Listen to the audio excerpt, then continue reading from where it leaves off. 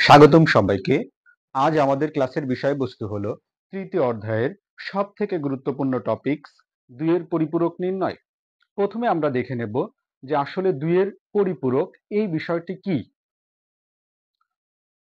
Binary সংখ্যার প্রতিটি বিটকে পূরক করে বা উল্টিয়ে, পূরক মানে 0 থাকলে 1 হবে, 0 থাকলে এটা উল্টায় দিলে 1 হবে, এবং যদি 1 থাকে এটা উল্টায় দিলে 0 হবে।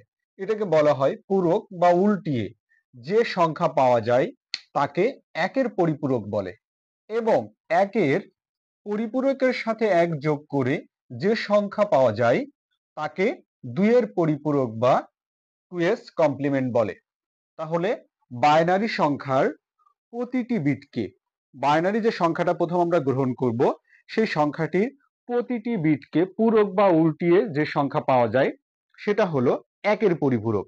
একের পরিপূরকের সঙ্গে 1 যোগ করে যে সংখ্যা পাওয়া যায় সেটাকে বলা হয় দুইয়ের পরিপূরক বা 2s কমপ্লিমেন্ট।